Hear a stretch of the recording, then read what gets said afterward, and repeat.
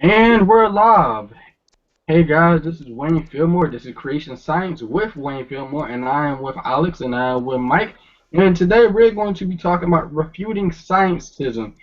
Can somebody please define what scientism is for me because I just don't feel like defining it. Mike can go for it.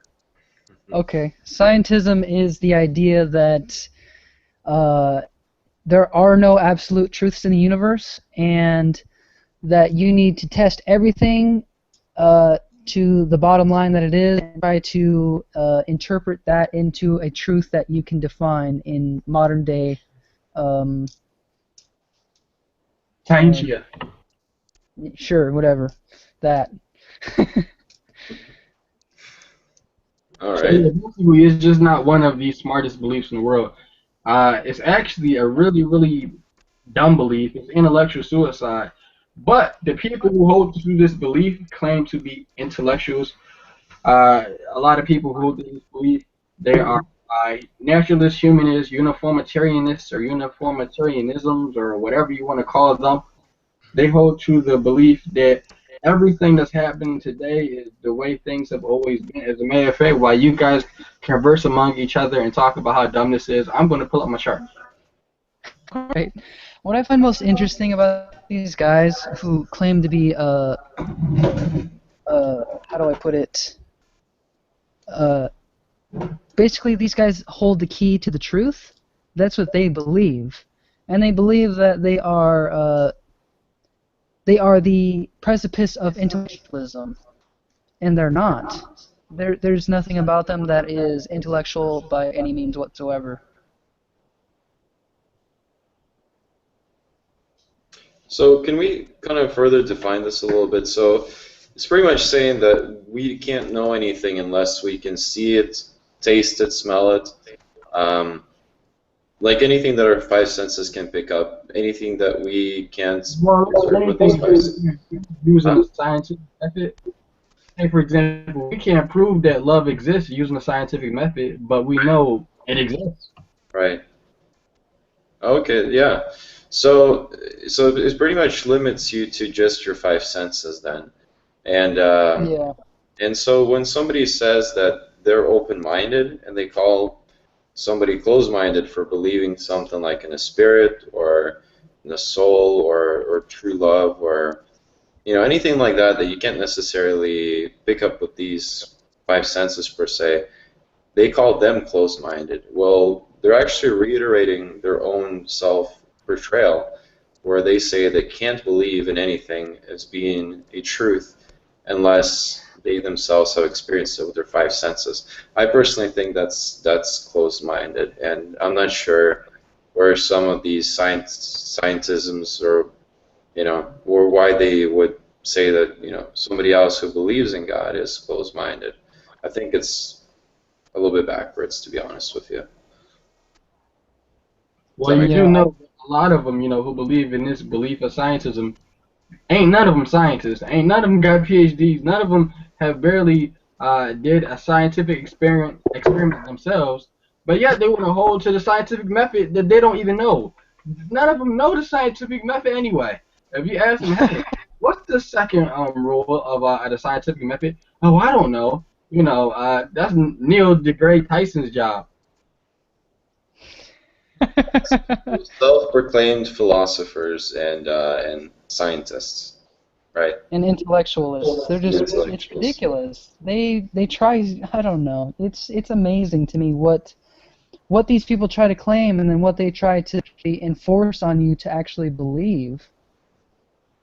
It's very interesting. I think a lot of these guys or gals, they always go on the internet looking up forums, quoting each other, and they're not always getting sources from scientists or anything like that. They go to a forum, they see what one person said, and they just kind of quote them and take it as truth just because it's one of their own, and they said it. EvilBible.com, for example. Just oh my gosh, almost even Bill Nye. Most of his arguments in that Ken Ham and Bill Nye debate, I heard that they came from EvilBible.com. Where? EvilBible.com. Really? See, that's the thing. if you really want to know the truth, you would probably want to do something scientific. And if you claim to be such a great scientific mind and whatever, then why do you always go to a forum or a random article that's written on the internet and claim it to be as fact just because it's on the internet? It must be true, right? Just because somebody wrote it on the internet.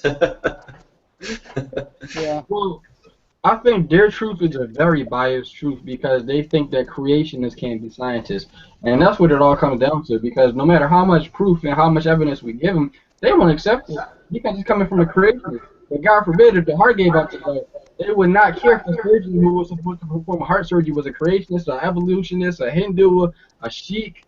It really wouldn't matter. The truest sense of the word of being open-minded would be to you Consider. can't deny anything. You can't say that anything is false. You honestly can't. You say, oh, that's false. That's not true. You know, that can't be true. It's impossible. When you say something's impossible, that's not open-minded. That's far from open-minded. You can't say, I'm not even open-minded. I'm not even going to claim to be because I'm not. I don't believe in evolution. If they're open-minded, this might be wrong. Huh?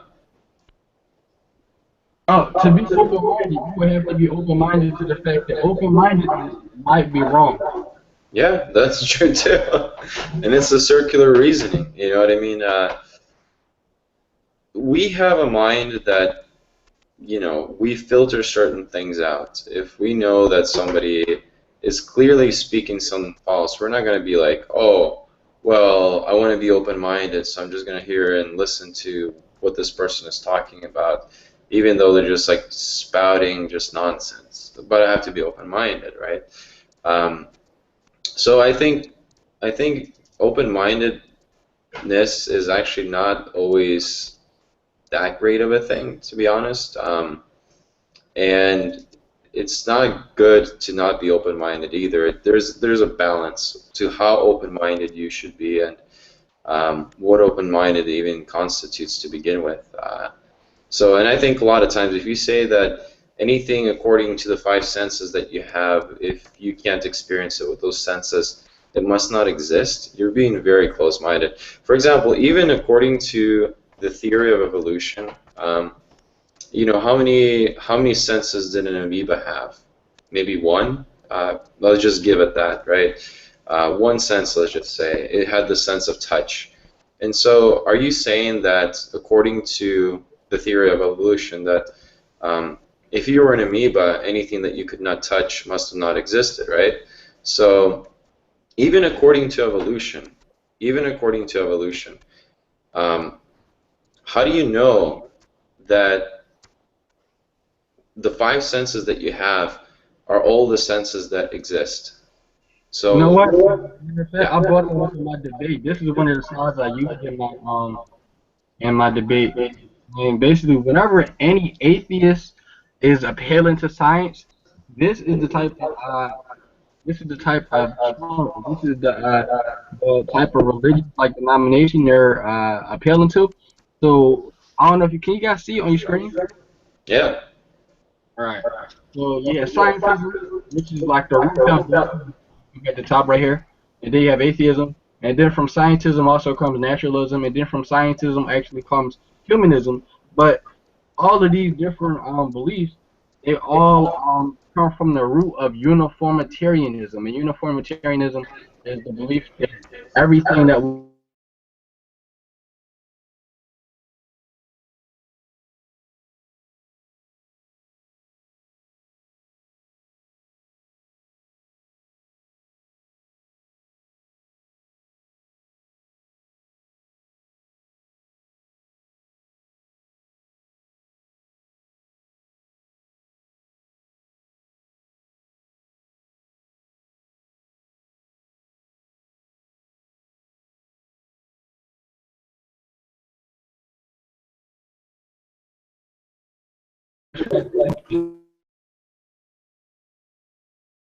we try out heroic elements or spiritual elements of the Bible, and they try and what they actually do is by trying to demythologize Christianity, they're actually every single time asserting naturalism, which is uniformitarianism. They're assuming that the way the world has always been is that the world uh, always, uh, always and only has natural causes in it. It's a scientific grasp reason. Because I don't know, therefore it must have been a natural cause that must have caused all this. Because I don't know the origin of life, that means that the origin of life had to be a natural cause. I don't know if one of you guys have a evil fin or something like that. Maybe it's a double fin. Sorry, Wayne, can you repeat that last part? It was a little bit hard to hear you. I said I'm getting a double fin. Like Why is there? twice. I'm hearing two of Wayne's voices for some reason, like simultaneously, and it's very, very hard to hear. I'm also hearing the same thing, actually. Really? Yeah. Mm. Wayne, can you say something again, just to confirm? You guys hear me? Yep. Still double voiced? Yeah. Hold on. Is it better now? Nope. I'm guessing. Does anybody have like a YouTube tab open?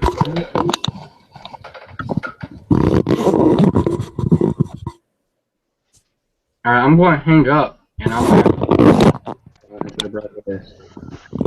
Wait, you guys still hear me? Yep. Are you guys getting like double voice? Yeah, it's still the double voice. All right, hold on a minute.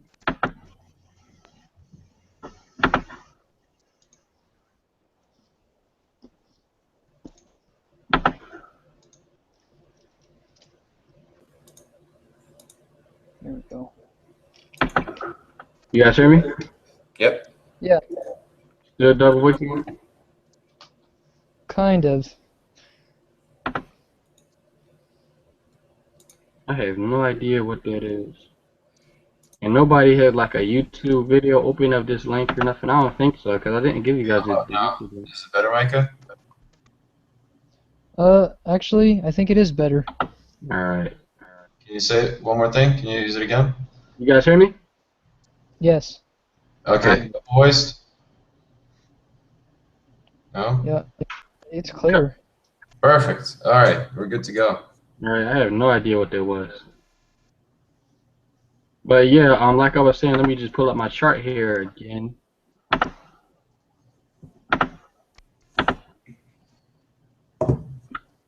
There we go.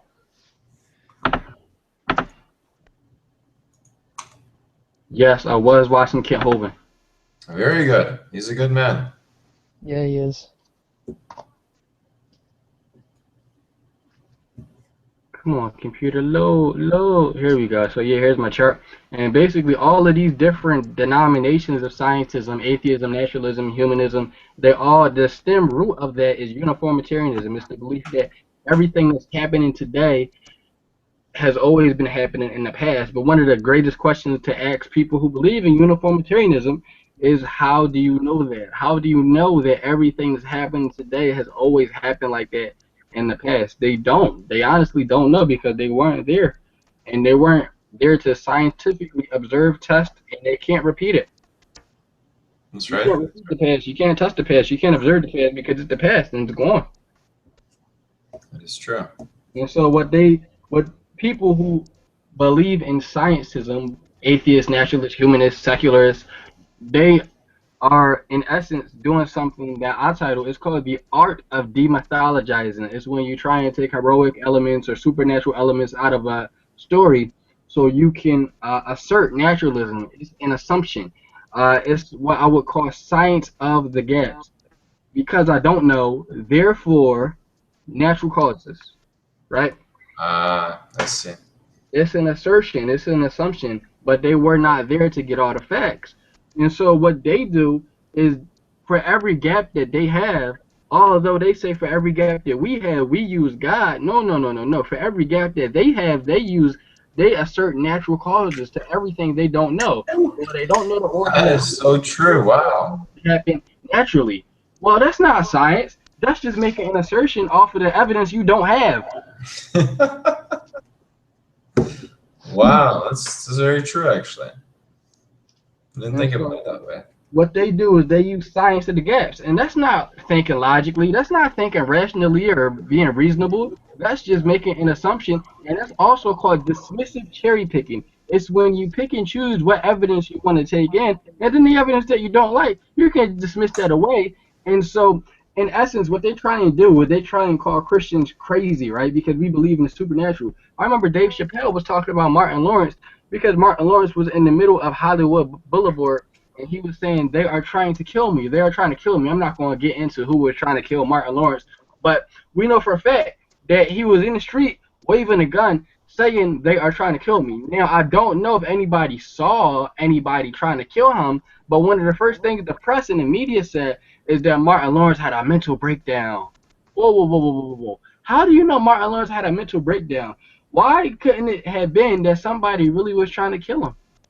But see, what they did was they dismissed it away, and instead of going off of the evidence or going to the next logical, step, is maybe, wow, maybe he's telling the truth. What would possess somebody to stand in the middle of the street waving a gun saying they're trying to kill me? But no, they didn't do that.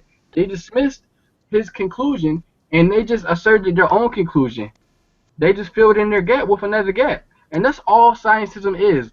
It's a gap behind a gap behind a gap. Like string theory. String theory is a theory behind a theory that they can't get any evidence for. First was the first, Aleks, I looked this up the other day with Wayne, and the first string theory was the 10th dimension, which doesn't account for any of the dimensions in between the 5th, 6th, 7th, 8th, and 9th dimension.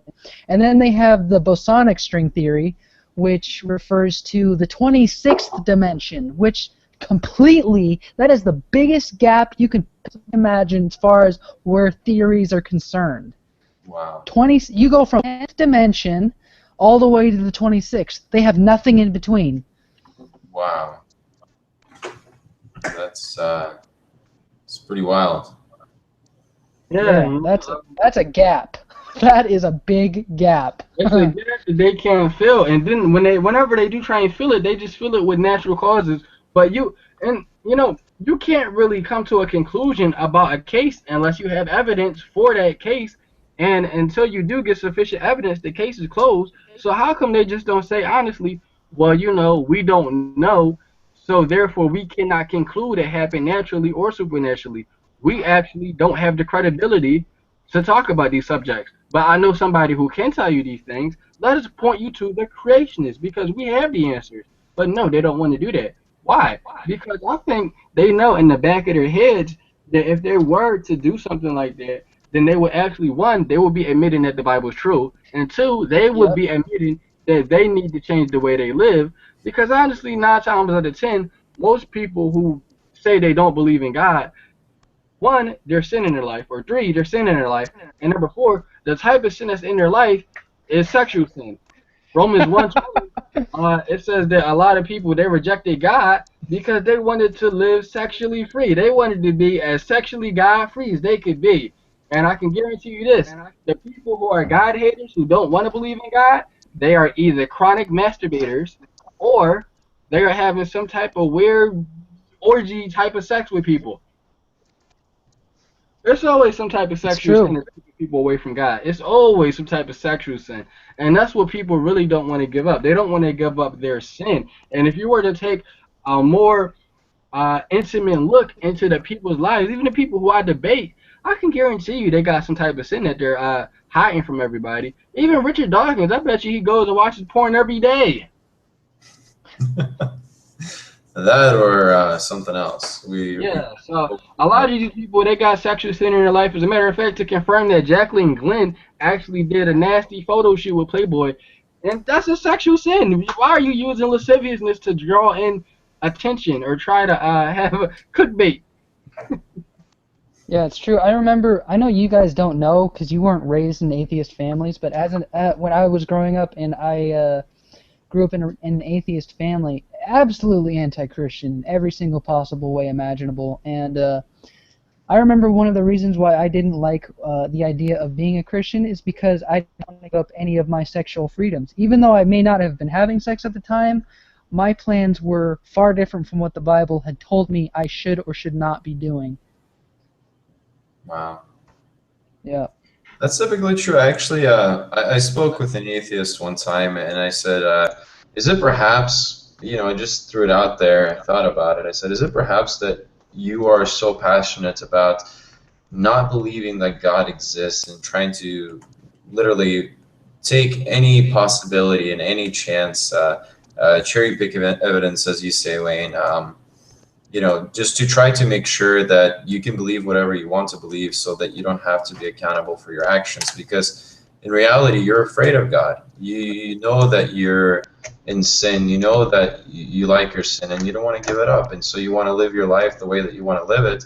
And you want to believe whatever you want to believe. So you're only going to look into evidence that you want to see. You're only going to look into things that that could make it possible for you to believe, or make it easier for you to believe, or just feel more comfortable, thinking that God is not there, that you're not going to be punished for your sins, that at the end, that's all that there is. The only thing that you did was enjoy your life and do whatever you want to do, and warm food, and he said, yeah, you know what, Alex, maybe you're right, because he's this passionate atheist, and he's always telling me about how there's a lack of evidence, and how he doesn't believe in God, and whenever I mention God around, he also goes like, you know what I mean? And I'm just like, I asked him that question. He actually was pretty honest with me, and he actually admitted it. And he said, yeah, that's actually one of the reasons that I don't want to believe in God, is because I know I'm going to be accountable for my sins.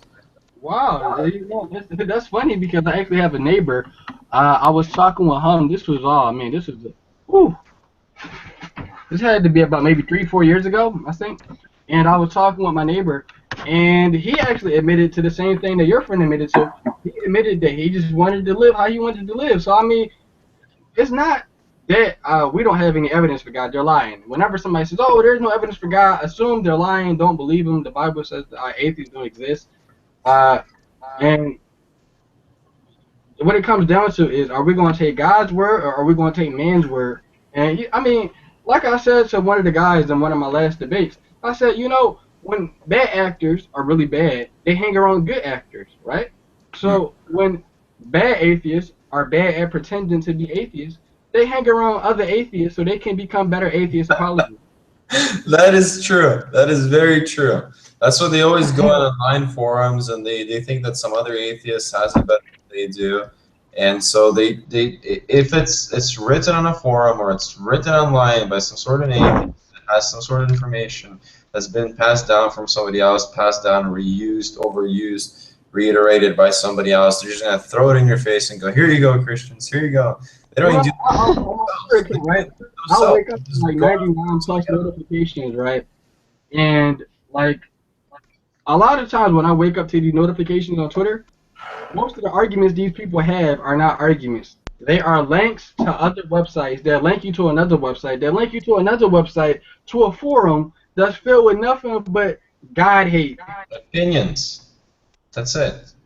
It's just opinions. There's Oh, nothing. and don't forget, Richard Dawkins said this, so it must be true. Yeah, the guy who promotes mild pedophilia is right. Oh man. That is pretty foolish, to be honest. I mean, if you put your faith in other people that put their faith in other people that put their faith in other people that put their faith in other people that think that they have the truth, or are very opinionated, and they just try to find any evidence, cherry pick whatever they want to say God is not there. And God is there, and He is going to judge you. But yet, instead of putting your faith in Jesus, who has forgiven you your sins, He has washed everything clean, and He's given to you freely, instead of accepting Him, you want to hold on to your sin, and you want to put your faith in the wisdom of people, which is really very opinionated. And if you're willing to do that, you're being very foolish. That is, to be honest with you, that is very foolish. Hey, during my last interview with, well, one of my last interviews with Dr. Kent Hovind, Hold on. I can hear double voices again. Oh yeah? Yeah, I don't know why. yeah, I can hear you. Yeah, I'm getting like a double voice, like your voice too. Oh, weird. Is it me? Okay. You hear it? It's gone now. That was weird. Sorry. I don't know what that was. No, maybe somebody's internet connection isn't very good. It might be an internet connection issue. Alright, gotcha. Anyways. But one of the things that I was showing Dr. Kent when we were talking was we were discussing, of course, atheism, because you know Dr. Kent, oh my gosh, she just refused all of that crap. And so we were talking, and I said, oh wait, before we go any further, let me show you what happened yesterday. I want to show you guys what happened maybe 2 weeks ago. You guys probably gonna remember this, but let me just go and pull this up for you real quick.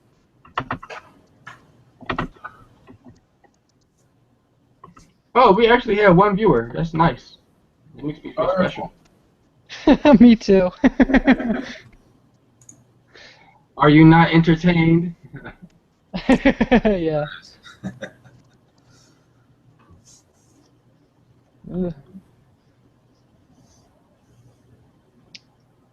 I'm gonna go freshen up in the bathroom for our little. Morning, a devilish view in Detroit as a group unveils a nearly 9-foot-tall satanic statue. The one-ton bronze sculpture cost more than $100,000 and features goat head. Ticket holders were given a location where hundreds of people show up for this, including both supporters and protesters. But invitees were then given a second secret address where the statue is actually located.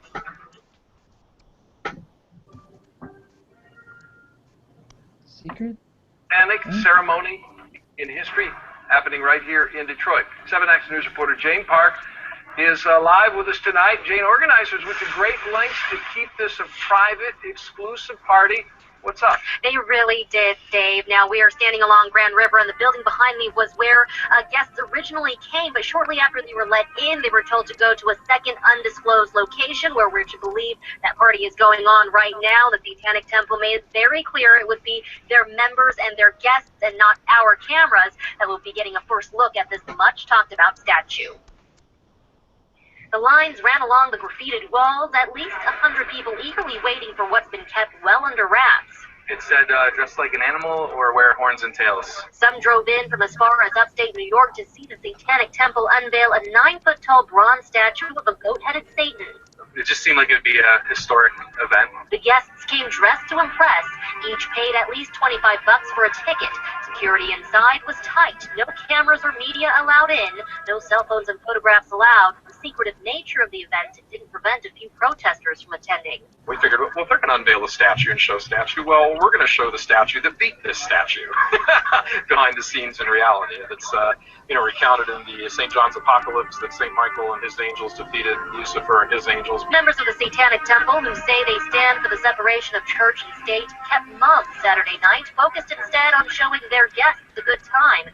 Some came out of curiosity, others just to appreciate the art.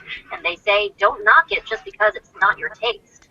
A sculpture or a piece of art or a tribute to something that they don't understand is not necessarily going to impact their religion or their beliefs. There was so much buzz about the night, Detroit police set up outside just to make sure the Satanists and the naysayers stayed civil.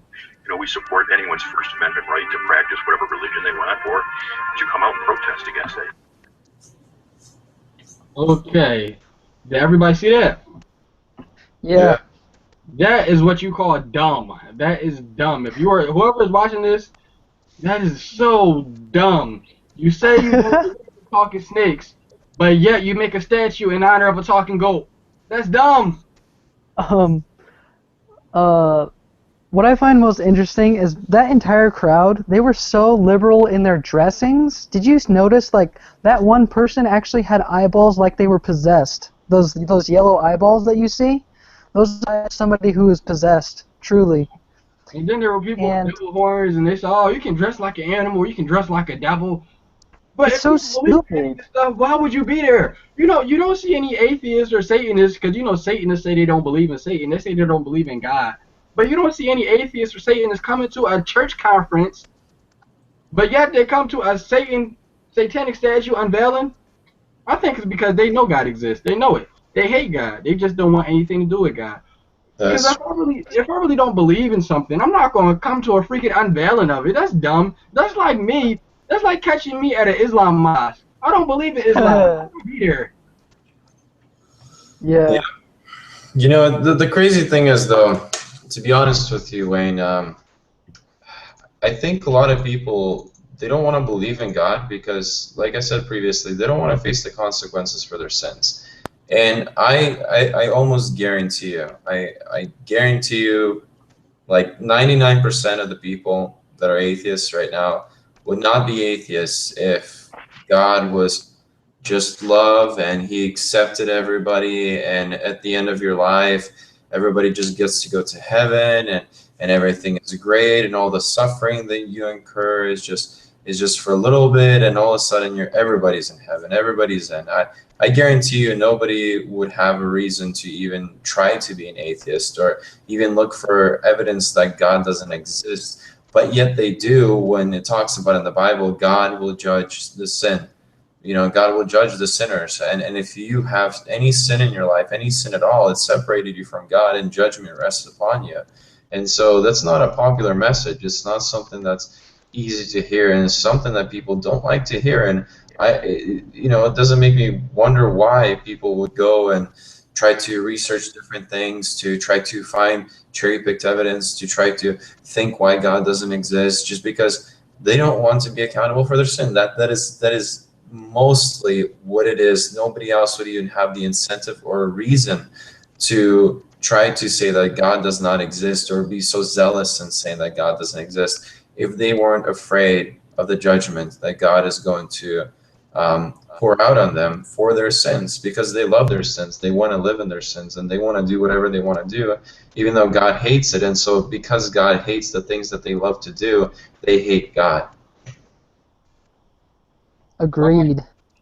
Right. You killed it, man. That's exactly true. You know, if God, like you said, if God was a guy who was like, oh yeah, you can watch all the porn you want. Oh, you can have sex with as many people as you want. You can have as many wives as you want. Just go nuts. Just go. Everybody would believe. Everybody would believe. Everybody would want to believe you. Who wouldn't want a God that lets you do whatever you want, whenever you want, just because? As a matter of fact, a God like that isn't really a God. Yeah, if there was no Christ, there was no Yahweh, if there was none of that, you know, and everybody just said, oh yeah, do whatever you want, just go ahead, you know, do whatever, you know, everybody would love that God. Everybody would love him. And see, that's the thing. People, they make a God to themselves. And Israel, you know, when they were coming out of, you know, when Moses was going up in the mountain, he was getting the 10 Commandments. What's the first thing that people started to do? They started to make an idol. They started to make a God for themselves. And oftentimes, even in the Christian communities, the churches that are becoming so liberal and so anti-biblical, they're crafting in their own mind a God suitable for themselves, somebody that they love to worship because he's okay with everything that they do. And that's not, I'm sorry, but no matter how much you try to distort the truth is not going to change. The truth is still going to be the truth. No matter how you try to misrepresent it, no matter how much you try to misuse it. You know, you stand in front of the railroad tracks and you say, well, I don't believe that train is going to come. I don't believe that train is going to do anything to me. Well, I'm sorry, but you know what? The train is coming and it's going to hit you. And if you don't get out of the way, you're as good as dead. And you don't like that? You don't believe that? Well, I'm sorry. The truth is still the truth. No matter how much you... This reminds me of the thing that's been popping up on my feed lately, the last, like, I don't know, just today, I think. It's really new. This pastor who is a woman that also is an atheist. I couldn't even believe it when I heard it. Yeah, you see that face you guys are making. Seriously, I was like, what? Atheist How is this a pastor woman? Yes. I don't even know where to begin. We'll start. There is no God. The Church of Atheism or what? I don't know. Well, she certainly is a Christian pastor because, well, clearly she doesn't believe. I don't understand it. It doesn't make any sense to me. Well, no. Maybe she's a Christian atheist. She says she's a Christian, but she lives like an atheist. I don't compute that. I'm sorry. Just I'm Christian dying. I'm dying here. that believes in Jesus and is an atheist. Yeah. Yes. I don't know. What do you do with that?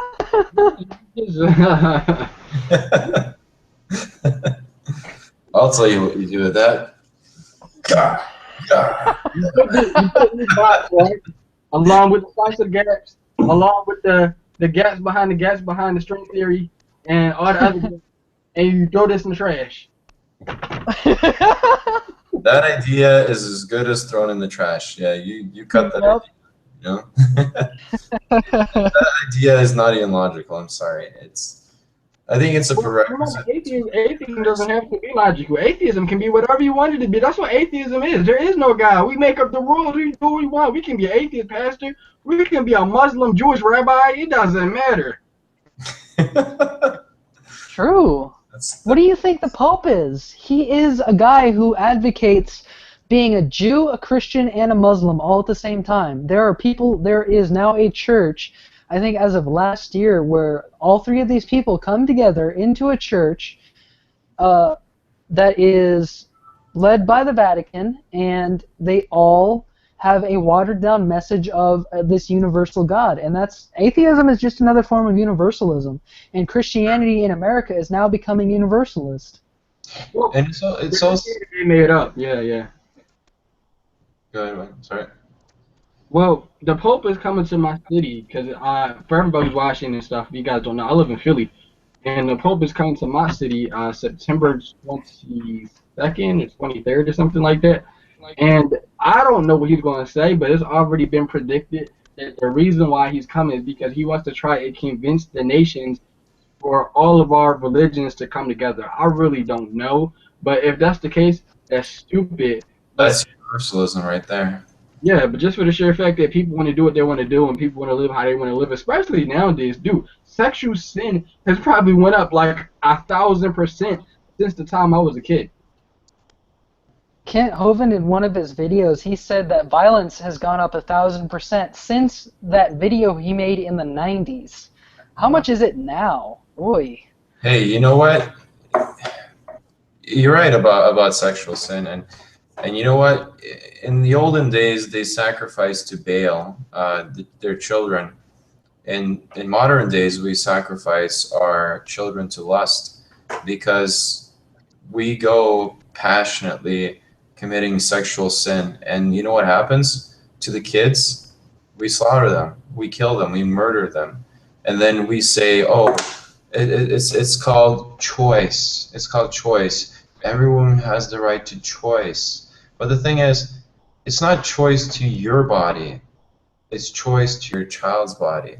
The body inside of you is not your own. It is an independent human being, just like you.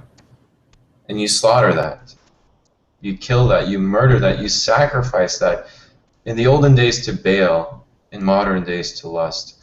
And behind any idol, there's the devil. That's what I believe. Yeah, as a matter of fact, even what Scientism, which is basically inside of that is secularism or a secularist worldview, or maybe secularism is maybe at the top. I gotta make a new chart for that too. But yeah, secularism will be at the top, right? Secular? Secularism would be at the top. Remember, I had that chart: Scientism, atheism, naturalism, humanism. Secularism would be like the end all of all of this. All of this is just a result of a secular worldview. But well, secularism, by its very own definition, means that you have no religion. But atheists don't have no religion. They don't have no religion. It's not possible. They have a creation myth. Once you have a creation myth, you win. Secularism, by definition, is not something an atheist is. They have their own religion. If they weren't a religion, they wouldn't make groups. If they weren't a religion, they wouldn't have television shows. If they weren't a religion, they wouldn't be able to. They wouldn't say the same things you hear every day on the internet or on television all the time. Oh man, think about this, right? Passionate about nothing. Atheists are people, right, who say, right, They say they are not a part of a religion, right? Tries to convince you that atheism is right. It's true. It's just it doesn't make any sense to me. I They're don't understand evangelists. where. That's what they are, man. They are Yeah, anthropologists. you have pastors, you have prophets, you have people who say that they are facts like any other religion on the planet, but they're not a religion. And they always have this in this country. They always have this idea that the separation of church and state, right? I mean, you hear that one all the time, day and night, every single day. It's just I don't retarded. even It's know what stupid. separation it is. The idea actually comes from Thomas Jefferson in a letter that he wrote to somebody, and it was that the church couldn't get into government. It's so that the government doesn't get into church. It has nothing to do with us influencing them. Them influencing us is what the issue was.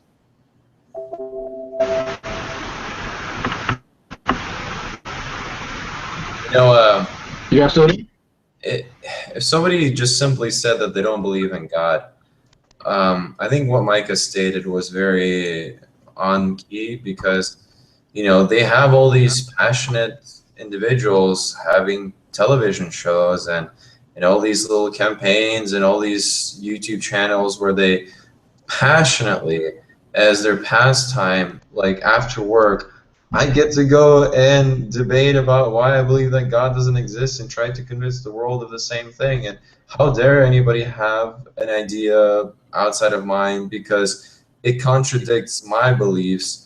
And if it contradicts my beliefs, and it kind of makes me afraid that whoa, wait a minute, God is going to judge me. So you know what? I'm going to try to convince them to be just like me and believe that God is not there so that I don't have to be reminded of God's judgment, and that makes me just feel a lot better. And so they're really not just passionate about nothing, because in atheism you just don't believe that anything is there. You don't believe that God exists. Everything is just a natural cause, a natural reaction, a mixing of chemicals, and nothing is either good or bad, it just is. If a rock falls down off a cliff, it's not good, it's not bad, it just is. And if your life is merely just a mixing of everything that came together and it just is, then how dare you even say that anything is good or evil to begin with? So how dare you even say that God is evil and constantly use that and say, well, I don't want to believe in your God because your God is evil. And well, if you believe in God in the first place, how can you say that God is evil if everything is just a natural cause and there's no such a thing as good or evil to begin with? So how can you go and passionately say, how dare you Christians go and stand up against homosexual marriage? How dare you Christians go and point out my sin where you tell me that abortions are wrong and that murdering my children is not actually a good thing, it's a bad thing? How dare you do something like that? How evil of you, how evil your God is. Because let's talk about back then. Let's not talk about now. Let's not talk about how we're slaughtering children by the millions. Let's not talk about that. Let's not talk about what's going on with ISIS in the Middle East and how they're murdering the Christians. Let's talk about then. Let's talk about how your God did this and how your God did that. I'm going to become a self-proclaimed expert on history that I wasn't there to even see, nor were my grandparents, nor were my great-grandparents, nor were their grandparents. None of them were there. Well, But you know what? I'm going to make myself a self-proclaimed expert and tell you how evil your God is when I don't even believe that evil exists in the first place. How passionate are they about nothing? That's not their passion. Their passion, their true passion, is making others believe that God is not there so that they can feel comfortable doing whatever they want to do. They can feel comfortable living in their sin. That's their true passion. That's the goal. It's not nothingness. They're not zealous. Oh, I get to live this temporary life that doesn't matter. It doesn't matter like what you experience in this life, whether it's good or bad. If it's just temporary, what's the point of it? There isn't any. So they're not passionate about nothing. They're passionate about their sin. If you want to be honest, behind the whole facade, behind the whole illusion, it's really just the sin that they really love. Yeah.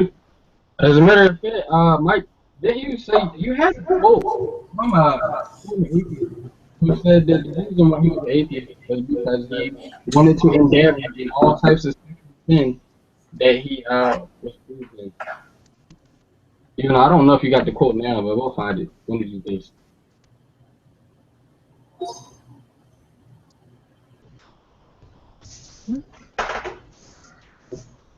You hear me? Yeah. I saw your little thingy. It went like voice down or whatever. Hmm? I don't know. Never mind. This thing is so janky sometimes. Yeah, it's because the government is spying on us. You know, one of the trigger words is Christianity. Yeah. I don't know, maybe, but I seriously doubt that we're even on the radar. Yeah. I'm not even gonna get into that. That's a whole different subject. Well, Yeah. you know, if they go and lock us up, you know what? Everybody in the prison is getting saved. Yeah. I'm But the thing trying. is, dude, the thing is, most of the people in this country already are Christian. Like 86% of them, 14% aren't. It doesn't, like, not Well, many people, they technically, say not many people are going to get they're saved because biblically most of them, illiterate. huh? You hear me? They think they're Christian, but they're biblically illiterate. A lot of these people don't know the basics about the Bible. You know, as a matter of fact, I know a young lady who says that she's a Christian or whatever she is. She's like a freaking deist or something. And so she keeps on telling me about her opinions about God. And so we were talking about God. And so I just said, wait a minute. She she just started asking me all these questions about God. And so I said, well, what's Genesis 1:1? And she said, I don't know. And I was like, you don't know Genesis 1:1 is? She said, no, I never read it. No, it's not because she can't read it. It's not because like she's in like some third world country where Bibles are illegal. She just didn't want to read it. No, you know, Mike, Wayne is right. Even though it's actually really sad because a lot of people in this country claim to be Christians, but they live just like everybody else. You Yep. know, they don't follow. It says, let me find the verse for you guys. You guys go ahead and talk. I'll find the verse for you. You were the one who was talking. All right, well, I mean, Um, you guys, while I find the verse, I'm just gonna get up really quick. Yeah, if you're watching this right now, the our one viewer who's watching this right now, if you're in atheism, get out of that religion. That's a really, really dumb religion. As a matter of fact, I'm gonna try and open up the Q&A section of this so we can converse with you. I don't even know if you get Q&A if you're not in America. What country are you in? That's a good question. I need to ask you. What country are you in? Are you in like Saudi Arabia or something? ooh, that would be so dangerous. He would get Oh, decapitated just for. right, you can get the you don't even have to make a decision for Christ. You can just die for just looking at some Christian. Yep. Hey, so I found the verse. It says, "Not everyone that says to me, Lord, Lord, shall enter the kingdom of the kingdom of heaven, but he that does the will of my Father which is in heaven." That is Matthew 7:21. And you know, not everybody that says that Jesus, oh Lord, Lord, you know, and all that kind of stuff, is really a Christian. But really, it says, here's how you define the one who is. That is the one that does the will of my Father. That is the one that does the will of God. That is the one that actually keeps his commandments. That is the one that actually follows their faith, not just says, oh yeah, I believe in Christ. Oh yeah, I prayed a prayer that one time. Oh yeah, I did this and that. That's not what it's about. It's a lifelong commitment.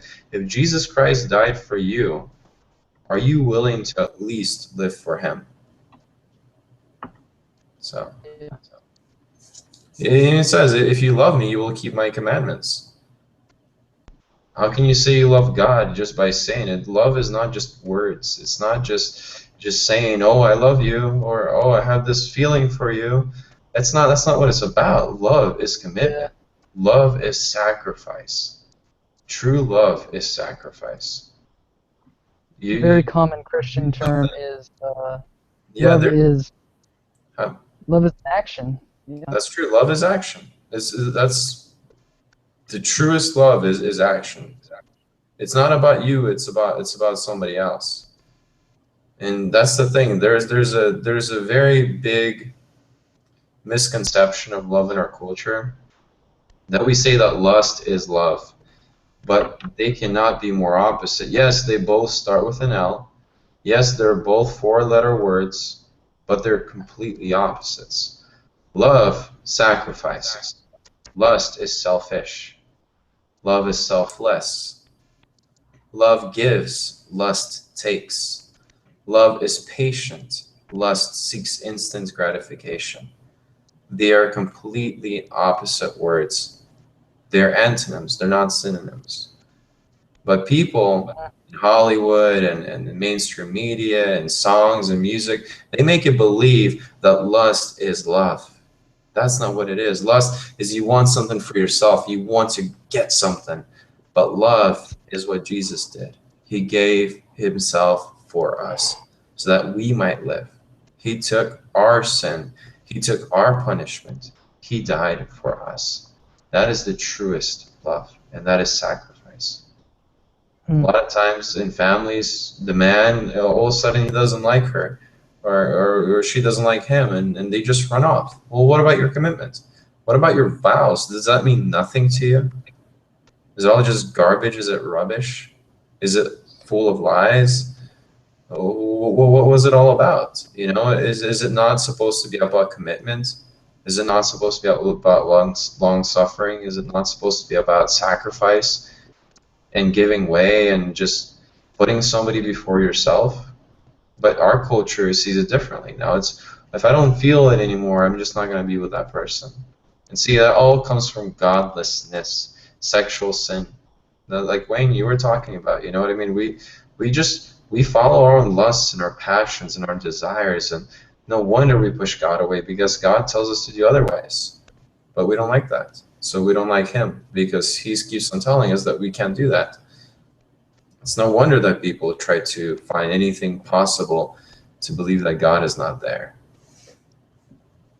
Yeah, pretty much, you know, pretty much. As a matter of fact, I don't know if you guys can see this on my screen at the bottom right here, but go over to the toolbox so you guys can put your name down at the bottom of the screen so everybody can just know who you are. So just take your mouse, drag it over to the left portion of the screen, and go over to the toolbox. It'll be an icon of a wrench, and it'll be overlaying a shopping bag. Okay, wrench overlaying a shopping bag. When you I'm on a phone, so it's gonna be a little different for me. Oh, I got you. Maybe you can't do it. It's exclusive to computers. You don't get this. Tracker or what is it? Card or? Yeah, if you have your mouse over it, it'll say toolbox, and you can just go and you can type your name in. Okay. Color. Okay, let's turn it on. Is it working? Yep. Yeah, I can see Hey, it. it looks backwards though. Yeah, I can see it though. Oh, okay. Mine's right. It's like a mirrored image of my name. Yeah. Is it showing correctly in yours? Yep. Okay, perfect.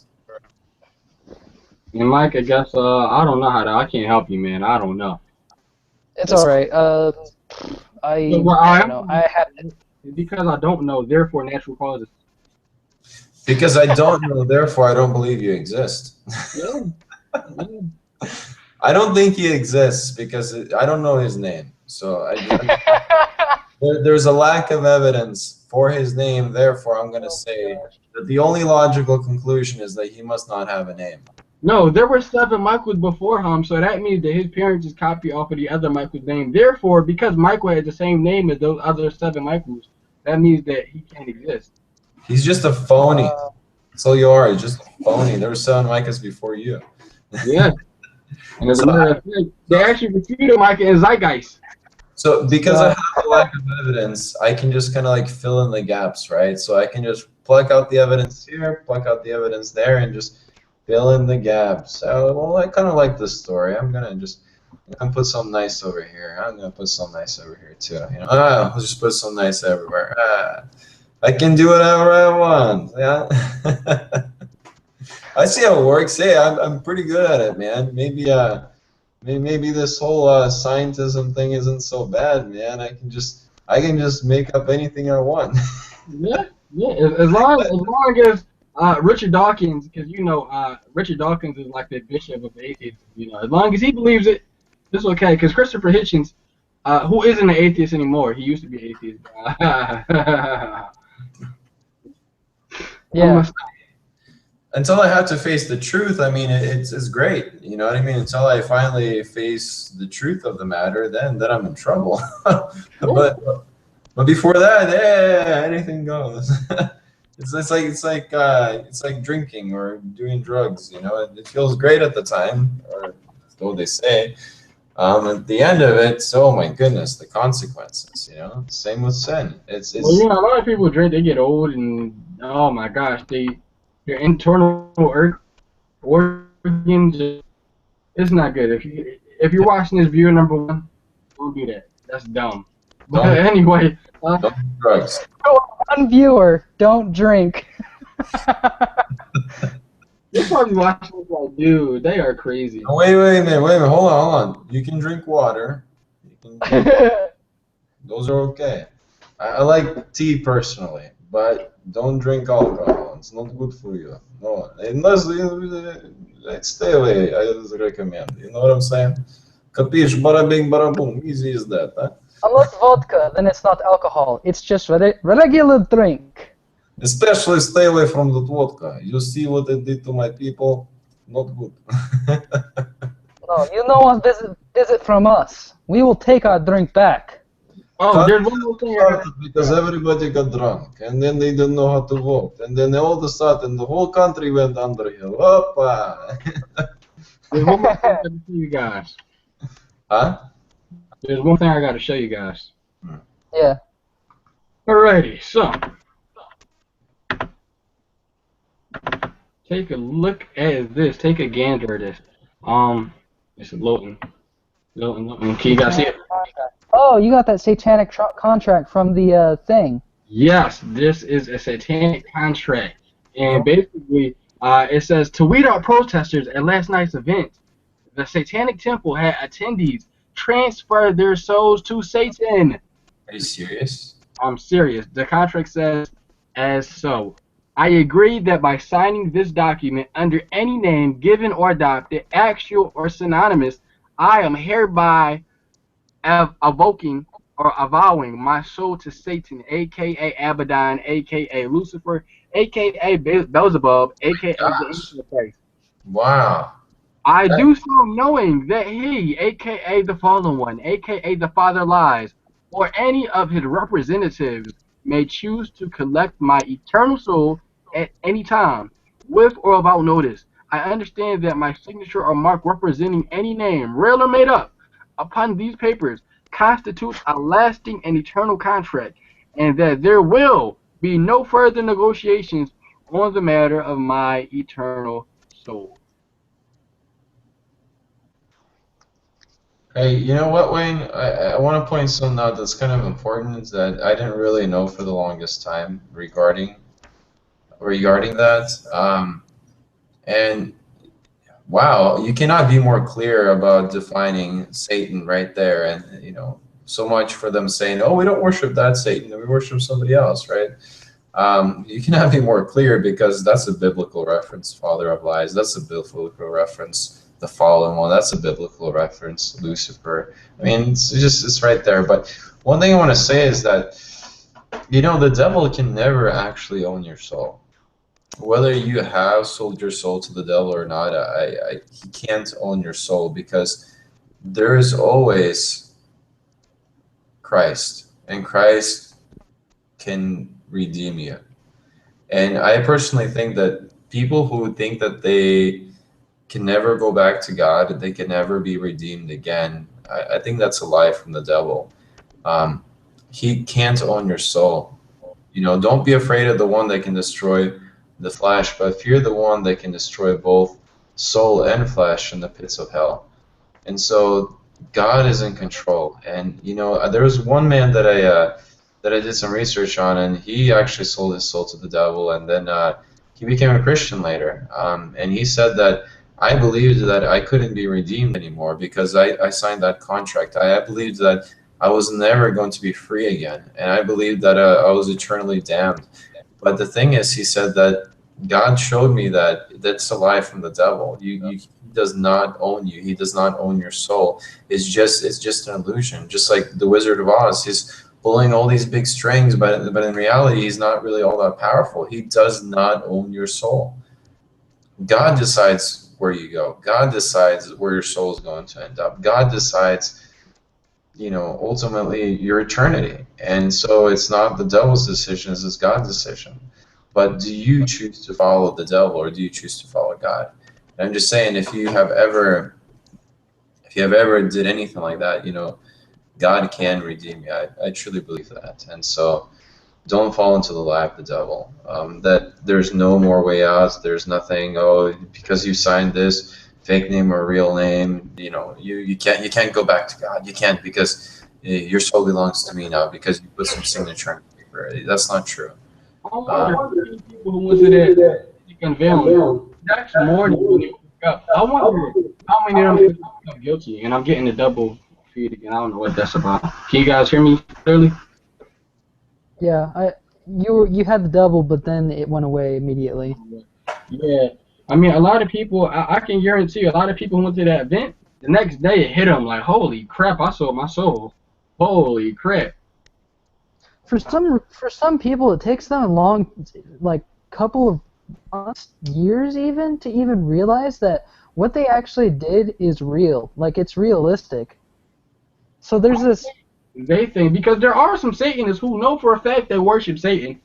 You just don't, you know, you don't learn about that. That's like in Freemasonry, where you don't learn about that stuff until you get to like the 33rd and 32nd degrees. Yeah. But Yeah. there are people who know, hey, this is what this is all about. This is about worshiping the devil. This is about sacrificing kids and getting down and dirty and doing seances and channeling demons. You know, the thing is, though, I believe that when you do sign those kind of contracts or whatever, the devil is going to work on you. He's going to do his work in you if you allow him to. You know what I mean? He's just, if you're a willing vessel, you will be possessed. You know what I mean? You don't have... Yeah, it's kind of like, so Satan is a very crafty and ingenious fellow, and he rules all of the earth for the moment. Hey, you guys can hold on one moment. I'll be right back. Go ahead, man. Go ahead, Micah. What? Are we supposed to stop talking? No. He said he'll be back. So he's... Keep going. Oh, okay. Yeah. What was I saying? Let me think for a second. Oh yeah. So he owns all of the earth for the moment. He is the king of Earth's heaven. So there's three heavens. There's the heaven that's right above us. There's the space between this heaven and the third heaven, and then there's the third heaven where the Father sits. To the best of my knowledge. And Satan rules the first heaven, and that heaven is right above us. He is the king of these guys. As him being as the king, he has the most authority on this planet aside from Jesus. So when we go through Satan to get something, the only person who can supersede him is Jesus himself. That's it. Nobody else can do it. Not a soul alive beyond Jesus can get you out of contract with Satan. Satan, when you write a contract with him, it's his forever until Jesus comes in. Yeah. And really, Jesus has authority and power because, you know, I believe he's God. And he's God manifested in the flesh. And so when you ask God to break the authority of the devil, he'll do that for you. If you receive him and if you follow him and if you surrender your life to him. Because God made everything possible for you to be able to have a relationship with him. There's no boundaries. There's nothing holding you back. No contracts. No scheme of the enemy. No, not even strongholds. Like, if you surrender those, if you surrender your life to Christ, God can make you free of any stronghold, of any scheme of the devil, of anything. And so the thing is, like, Jesus paid it all. He already paid the debt of your sin on the cross. But are you willing to receive that? Are you willing to have a relationship with God? Because God made everything possible for you to have a relationship with him. The only one that is standing in the way is you. You're the only one standing in the way, because it's up to you. You have to make that choice. Are you going to surrender your life to Christ? Are you going to follow him? Are you going to give your life to him? Are you going to be committed to him? Are you going to truly love him and keep his commandments? Or are you going to follow your own passions? Are you going to follow the schemes of the devil or the traps that you've fallen into? Are you going to surrender that to Christ and be redeemed? Because he made everything possible for you to be able to have a relationship with him, you know, because it's so phenomenal to me. Like, why would God want to have a relationship with nobody like me? You know what I mean? Why would God want to have a relationship with a nobody? And so it's just like, so many people, they would do so much just to get attention from somebody famous, like, you know, maybe Michael Jackson when he was alive, or Michael Jordan, or, you know, Jackie Chan. You know, they're all trying so hard to get their attention. But you know what? The creator of the universe, the one that created even these characters, even these people, he created all of them. And he desires to have a relationship with you. How amazing is that? And he made everything possible for you to have a relationship with him. Amen. As a matter of fact, if somebody is watching this and they're struggling with this, I'd be glad to pray with you and help you overcome this. I know a lot of times it may seem like a lot of Christians are enemies of atheists, you know, but we're really not. You know, I heard somebody say it like this: atheists aren't enemies of God. Jewish people and Muslim people aren't enemies of God. The people who are enemies of God will be people like that pastor who was leading a congregation, but then he decided that he wanted to live a gay lifestyle, and he turned his back on his flock, and he lived how he wanted to live. That would be the enemy of God. An enemy of God will be somebody like Matthew Vine, who is teaching that there's nothing wrong with being gay and being a Christian. An enemy of God would be somebody like T.D. Jakes, who is preaching everything but the truth to his congregation, and they won't be ready when the tribulation comes. That would be somebody who's an enemy of God. But atheists and Jewish people and Muslim people and naturalists and humanists and uniformitarianism, they aren't our enemies. We love you, but we love you enough to tell you the truth. One thing I want to point out about, if anybody's struggling with some like homosexuality, I want to say one thing is, you know, every single person, whoever you are, you struggle with sin. And, you know, God does love you, but he wants you to surrender your sin. You know, we might be, you know, whoever, you know, somebody might have passions for, you know, all these women, and they want to go sleep with them because, you know, that's just a passion that you have. It's a lust. It's that desire. It's a sinful desire in you. But are you going to lay that down? Are you going to carry the cross? Are you going to put it to death? Are you going to fulfill it? And so that's the thing. It's a lot of people think that, oh, you know, Christians hate gays. No, that's not true. We actually love them, and we wish that they would surrender their sin. We wish that they would surrender their lives to Christ and put to death the lusts of their flesh. Just like we have to put to death the lust of our flesh. We shouldn't be fornicators. We should not be adulterers. We should not be, you know, all these different sexual sin, immorality types of individuals. And we have to put that to death. And daily, Christ calls us to lay that down for him.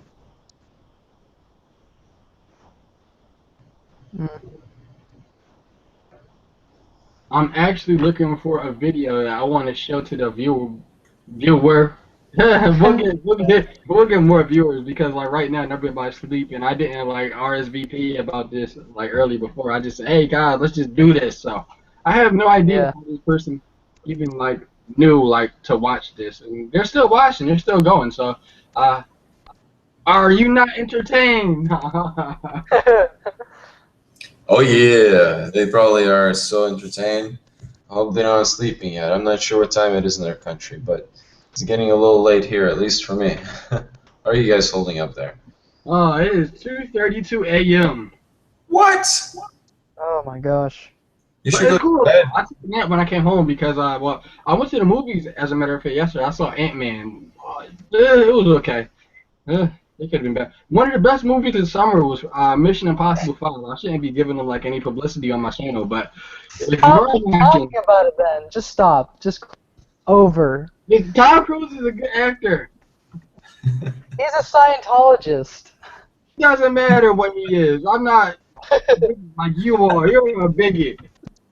A bigot? Come on.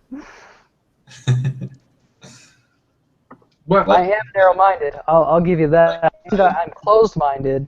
A bigot? Nah. Nah. Nah. Well, like we were talking about, those are not our enemies. Those are the people that we have come to love and be a light to and be a salt to. And it's really the people we're trying to reach. We're trying to reach everybody for God because we know that God has this amazing plan for every one of them. Every one of these people, and he loves them dearly. And I just wish that they would see his love. I just wish that people would recognize that, sin is not really that sweet. It's not. You can enjoy it temporarily. You can enjoy it for a little bit, and you can have your little fun and whatever. But the thing is, at the end of the day, that's the very thing that separates you from God. So are you willing to embrace something that's not going to even fill you or give you peace or joy or fulfillment? Are you willing to have that over something that will, or someone that will give you peace, joy, and fulfillment? And that is Christ. To know where you're going, to know your purpose in life, to know that your life has a reason, to know that you are called to love, to know that you are called to true love and to sacrifice, to understand the truth and to have a relationship with the truth, the way, and the life. And to have a relationship with the most amazing, I wouldn't say person, but person of Jesus.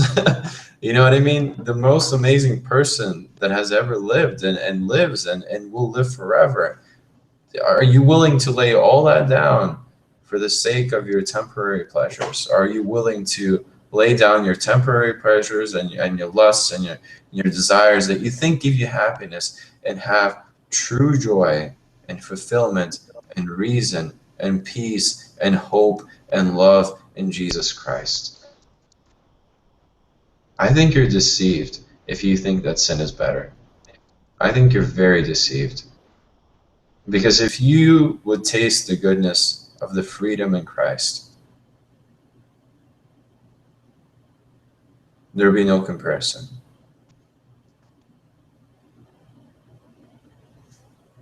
Go ahead, Wayne. Sorry, I like to spiel sometimes. I can't hear you, Wayne. I had muted my mic. I'm trying to look for. Well, I already got the video. I'm just looking for the right part to put it on, and then after I do that, then I'm going to share the gospel in terms of creation science. I think, Mike, I think you heard me spill it to you before. Alex, you haven't heard me talk about that before. And for the one viewer who's watching this, I don't know if you're atheist or if you're Christian or I don't even know if you're neither. I'm sure you're guessing a lot about this viewer. I know. He's like our star player right now. He's like you nailed at least one of them had to hit the mark. Every viewer is a star, man. I love all my viewers, man. I love all of them. I love them too. I bet he's laughing about it right now. Like, you guys are crazy, man. I wish we could do a Q&A with him, but I can't get the Q&A to work. Huh? Hey, one viewer comment. I don't know, comment a question or something like that you want to ask me. A lot of people are like, oh, I wish I could ask Wayne this question or that question. And then when they do, I don't answer it because I'm doing stuff. Or I just don't want to answer the question. I don't see it. You bigot. You're supposed to let him ask a question.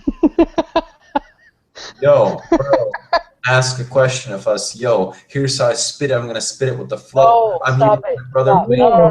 No rapping. No. You're terrible. Stop it.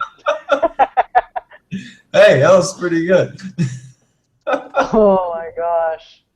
Stick to taxes, buddy. All right. Whoa. Like, oh, good news. Oh, you might be able to help me with this. I have a real estate test in a couple hours. Really? Yes. Real estate test? As a matter of fact, let me show you my real estate book. Yes, I don't make any money off of ministry. Just for the people who are watching this in the future, who are going to say, "Oh my gosh, Wayne's a fraud. He makes money off of you." I make no money off of any of this. I do all of this for free. I mean, it'd be nice if I made money off of this, so then I wouldn't have to go to work. But Hey, you know what? You can make a YouTube channel. You know, yeah, I got a YouTube channel. So here's the real estate book. you get paid for clicks too. So if you're doing ministry, I think, you know, if your videos are pretty, you know, people are watching it, you get the traffic. I think you could possibly be able to make a living just by sharing the gospel and just having a lot of videos out there, you know. So and that's actually biblical, because a person who is laboring for Christ and they're doing all this thing, they're doing ministry, they also deserve their wages. I mean, they should be supported, and you know, that's their contribution, and it's not just a physical contribution; it's an eternal contribution to people's lives, and so that's definitely worth bread and water and shelter. And so I think that, you know, there's nothing wrong with just making videos and sharing the good news with others, and you know, receiving something for it. So I mean, definitely, by all means, I think that's a great idea. You know. Sorry, The only thing I'm worried. Hold on, The one only thing minute, guys. I think I found the video that I want to show, or the portion of the video I want to show you guys real quick. Hey, sorry, Micah, go ahead. I think you should finish. Yeah. The thing I was gonna say, Wayne, is that if you share the videos on YouTube and you start actually making money to be able to support yourself doing that, the only thing that anybody will ever be afraid for you is if you ever become corrupt. You know, like how Mark Driscoll was, or is still. What is Mark Driscoll doing? He's like a no, I can't even tell you what he's doing. No, he's a millionaire. He's rich. Or even how close Mario is to being that corrupt, dude. He is just, I don't know, dude. He's abusing himself. He's abusing himself like Mark Driscoll was as well, and that's what anybody will be afraid for you when you achieve, not even if, but when you achieve that. Hold the phone, guys. Okay, so I think that, you know, I don't know a lot about Mark Driscoll, but you're right, Micah. I definitely agree with you that, you know, we shouldn't be corrupted, and Wayne, you shouldn't be corrupted, whether it's fame or money. I know an individual, I'm not going to mention any names, that told me when he became famous, when he got a lot of money, he said it changed him. Money changes you, fame changes you, all these things change you. And in the Bible, it's written that the love of money is a root of all kinds of evil. So it's not money is evil, but the love for it is evil. Do you worship money, or do you worship God? Who comes first? Is it God or is it money? Or, you know, it's like, do you use the money to serve God, or do you serve God to get money? That's the thing. So Wayne, if you ever do start making money off of it, me and Mike were just, you know, kind of giving you a heads up, and as we should also receive a heads up, is that, you know, don't do it for money ever, because that's just a terrible witness to anybody. And I'm telling you, the atheists and these and all these, you know, all these Scientologists, or what are you saying, Scientismists? Scientism, or whatever. They're watching. They're not stupid. They are watching people that are committed to Christ, and at any moment that they can point out a flaw and guilt you, or they can point out a flaw and say, see how this Christian is, or how that Christian is, you know, any way they can discourage by taking down somebody who's faithful and a strong believer in Christ, and somebody who's actually sharing the truth constantly, in any way that they can take them down or discredit them, they will take that opportunity.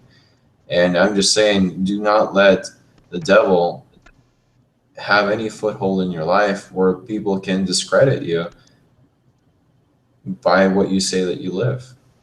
so that the gospel can be shared and there's going to be a lot of usefulness and a lot of fruit.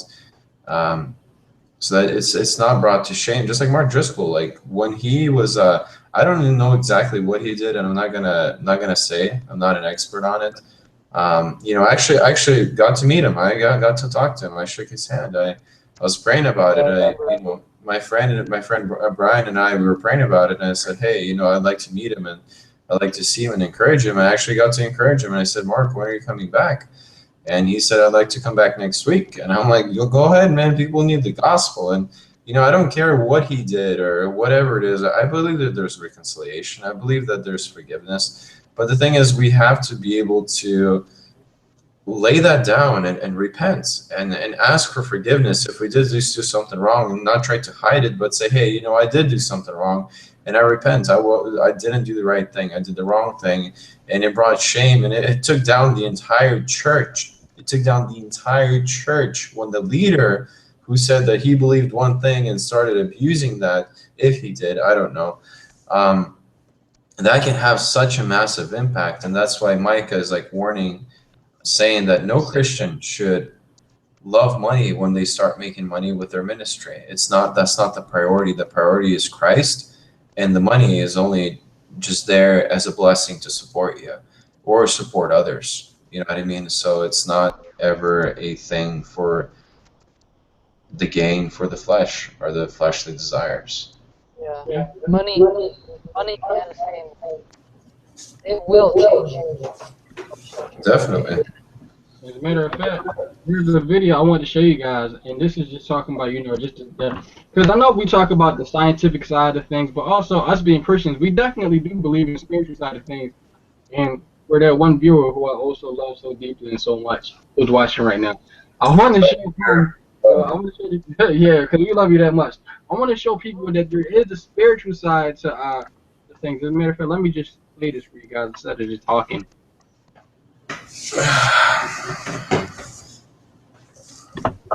Like, you're gonna like this next little clip I show. All right.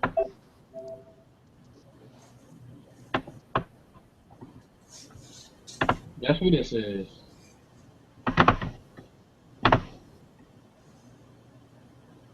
This is a good video. The New World Order is America, because we welcome every spirit here. Same way we welcome every immigrant, every straggling demon that comes here too. Now, okay, so what I'm saying is, this is a war of attrition, power. That's why Paul said, pray without ceasing. It's important to have a strong prayer life. You cannot combat Satan if you don't pray. There's no way. Christians go to, he might not even bother you because you already with him. You ain't got enough prayer to be attacked. You ain't stirring up enough. Your children are on his side. He already got your marriage. He got you in pornography or in some sexual sin. So why he fighting you? Just the sins of life will beat you up. But those that have a prayer life, they go through warfare. He targets them. And so you have to understand that your prayer life and your word life is what keeps the enemy at bay. Now, let me get into this. I'm trying to read this. So this brother was explaining his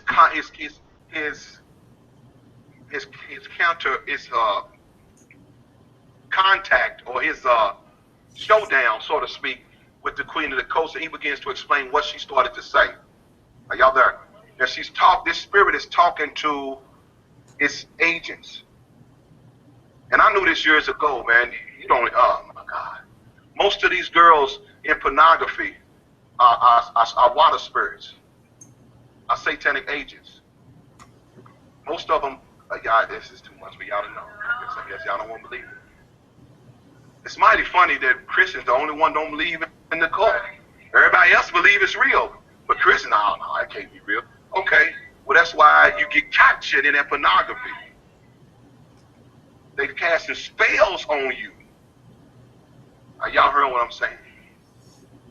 Most of those women that work in those adult industry, strippers, all of these are These are satanic agents. I remember my wife was in Uganda, and we was with another bishop in Uganda. He told us that we were out, he was taking us back to our hotel, and as we was riding down the road, he said, you always know who these agents are and who these witches are. He said, because you'll see beautiful young girls out at night with no fear. They're not afraid because they know who they are. He told us a story about a man who was out at night traveling. He went down the road and saw this girl, young girl. He was dressed like a prostitute, so he pulled over because he was lustful. He was about ready to let her in the car, and when he let her in the car, and she asked him who he was or something about like, who are you? And he said who he was, and she said, you're not the one. She said, you better be glad you're not the one, because you would be dead. And she got out of his car. She was an agent waiting on some brother who Satan is trapping. Satan is manipulating him to go down that road and see his prostitute, and he thinks it's just a normal woman. All right, you guys saw that? Yeah. No. Go ahead, man. So yeah, I mean, there's a spiritual aspect to a lot of this too. Just like how how Pastor Darby said, your mic. Yes, I can hear you. I can hear you fine. Right, just like how Pastor Darby said, Satan was, manipulating or maneuvering that guy to go down the path they're going. A lot of people don't know that Satan's maneuvering them to go down the path they're going. They're thinking that the path they're going or the path they set for themselves. But every path we go down was made for us either by God or by Satan. And so if you're an atheist right now, if you don't believe in God right now, and if you're a Sikh, a Muslim, a Christian, a Hindu, whatever you are, the path you're going on right now, the path that was laid out before you, by somebody else. This is the path that was laid out before you by somebody else. But you think the path you're on is of your own accord. Almost everybody who's an atheist, right? They all think they're all atheists for all the same reason, because they're smart. No. The reason why they're atheists is because Satan deceives them. They are not intelligent. I can tell you that right now. Some have some smarts, but they use it in a stupid fashion. Like this is how I categorize it. There are smart, dumb people, there are dumb, smart people, and then there are smart. Okay? Atheists, most of them are really dumb people, okay? They're stupid. And then there are some atheists who are dumb, smart people. And then there are some atheists who are smart, dumb people. And then there are very, very, very, very few atheists who are smart people. And by that, I mean they're intellectually smart and they're street smart, right? That's very, very rare. Even for a Christian, that's very, very rare. Well, I would personally say I wouldn't call them dumb. I would say deceived, if anything. I don't know if salvation has anything to do with smarts, but I know it has everything to do with knowing the truth and not holding to deception. And so, I mean, I know what you mean, Micah, but it just I personally wouldn't stoop to calling them dumb. So yeah, well, it's a rough way of saying it, but yeah. Well, the Bible correction is stupid. So I mean, they hate corrections. So the Bible calls them stupid. They're stupid, But that's true. The Bible does call anybody who says that there is no God is a fool said in his heart that there is no God. And to be honest with you, that is very foolish. I do agree with that. But also, I would like to define different types of intelligence, if I may. There is a difference between knowledge and intelligence and smarts and wisdom. And I can define those if you give me one. So intelligence is like the ability to make connections, solving problems and just figuring things out. Knowledge is the amount of information you have collectively in your mind. But wisdom is special. That is the ability to make appropriate choices that correlate with the truth, the ability to do the right thing. the ability to, or the knowledge, wisdom to do what is right and good and beneficial for you and for others. That is true wisdom. And you know, somebody who might be really intelligent, very knowledgeable, like a doctor, they don't always make the wise choice because doctors are actually very well known for making good recommendations for people, but not following through with those recommendations themselves, which is not wise. So I would personally say that the fool is the opposite of wise. And so the fool said in his heart that there is no God, and that he has denied wisdom. And the beginning of all wisdom is the fear of all wisdom. So, does that kind of make sense? Or am I just talking nonsense here? Well, it makes sense. Huh? You've told it to me before, so yeah. Yeah, I mean, it's a lot of things behind atheism that, you know, I think I'm going to expose in Seminar 6. What was the Huh? Yeah, not. But really, though, it's really not a good religion. If you're in it, and if you're watching it right now, it's really not one of the smartest things you can be in. Atheism can't account for life. Atheism, it can't account for right and wrong. Atheism can't account for the laws of logic. Atheism can't account for atheism. It's not a smart religion. That's true. That's true. So I see what you mean. Yeah. I forgot what I was gonna say. Never mind. Well, and then, you know, all of it is based off of gap reasoning. They don't really have any evidence. They don't have any evidence that atheism is true. All they have is strawman argument to argue against a religion that they really don't understand. There's a meme on Facebook that said, how could the whole world have come from Adam and Eve's two sons? Think about that, right? And they forgot about the Bible says that Adam and Eve had sons and daughters. Like it was the next verse. Oh my gosh. So stupid. I can't believe that. Misinformed. Oh my gosh. It's cherry picking. It's dismissive cherry picking. And yeah, it literally was the next verse. But the reason why, like, you know, they don't want there to be any evidence for God. Do you really believe if somebody was searching for the truth, they would not have read that next verse? Thank you. How many people? If somebody is having strong doubts about whether or not the Bible is real, Have them talk to me. yeah, well, why instead of researching why you want the Bible not to be true, you don't actually research about the history of the Bible, you don't actually read the Bible, you don't actually try to learn about who wrote the Bible and why they wrote the Bible, how they were inspired to write the Bible. You know, you don't question any of that or the historical evidence for Jesus. Even the Muslims right now, it's like the biggest thing in their religion is to accept Christ as their Lord and Savior. They believe that He's a prophet, but they don't believe that He's the Messiah. They don't believe that He's God or that He's the Son of God. They don't deny Him. They don't deny Jesus ever existed, even though it's a big thing not to accept Him as your Savior. They still don't deny Him. The Jews don't deny Him. And all these historical records pointing to Jesus actually walking on this earth, and they don't deny what He did either. They just say that He's either a false Messiah or He's just some sort of a prophet.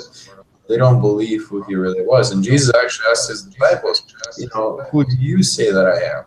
Who do you say that I am? And so it's not that there is a lack of evidence for Jesus, you know, being on this earth and Jesus, you know, doing the things that He did, but there's a lack of faith, and there's always the attempt of trying to find reasons for why you want to think that Jesus didn't exist, or why you want to think that the Bible is not real. So if you really are seeking the truth and if you're having doubts, or if you always try to point out what's wrong with the Bible, how about you stop trying to go to these random little forums where informed individuals give you some more misinformation? Actually try to research what the evidence for the Bible is, and then determine, or try to determine for yourself and see whether or not it's true. And that's one of the biggest problems with being a skeptic. Skeptics are skeptical about everything in the world besides their skepticism. A skeptic will question everything else except for the reason of why they're questioning everything. It just doesn't make any sense. They'll question the Hmm. existence of God. They'll question the existence of their self. They don't even know if they exist, but they want evidence of a being whose existence. They can't even tell you if reality is real. But then they're looking for a God that made reality. It doesn't make any sense. Mm. One thing about skeptics is, like you're talking about weighing selective cherry-picked information. Something that I find a lot about skeptics are these amazing rational minds who are skeptical about everything and whatnot. They're not skeptical about reasons for why God doesn't exist, but they are definitely skeptical for reasons why God does exist. So it's a biased skepticism. Like cherry-picked information, same thing, cherry-picked skepticism. You just like to poke holes in anything that you don't like to see. Let's You just know, be I honest. don't like the skeptic prove their own existence. A lot of times when people prove the existence of God, as a matter of fact, I don't know if I can find it, but let me see if I can. A lot of times when people ask me for proof for the existence of God, I try and show them that their reasoning isn't good because they can't even prove their own existence to me. One guy was like, prove God's existence. And I said, well, I could, but, I don't even know if you exist. And they said, oh, no, I do exist. How do you know that I don't exist? And I said, oh, well, you could be a bunch of monkeys banging on keyboards.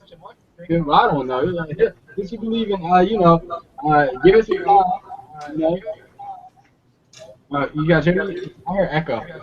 Yeah, I hear an echo too. Yeah, there's an echo. Sorry, I should have said something. You hear me now? Yeah, I can hear it. It's a little better.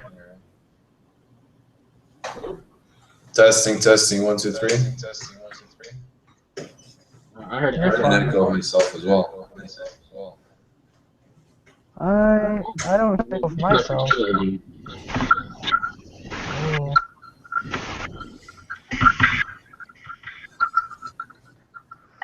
Oh, cool. Two people watch it besides myself. So I'm looking at I can't hear. Ramen, Adil, Hi Ramen, and Paco. Paco was here. So hi you guys. Now I know your name. Don't forget to subscribe. Yeah, I have no idea what you just said, Wayne. I said I'm looking at the viewers who just tuned in. Paco, Lastima, and Ramen Adil. So hey you guys, how are you guys doing? Yeah. We have 2 viewers now. I hope you're my biggest fan. Who knows? You cool. They, you know. How many Everybody. viewers we got now? 2 viewers?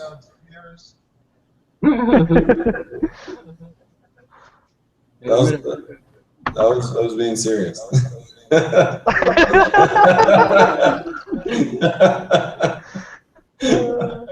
Hey, eventually, we're new. Okay, we're new to this thing, so you will have more viewers. You guys are not just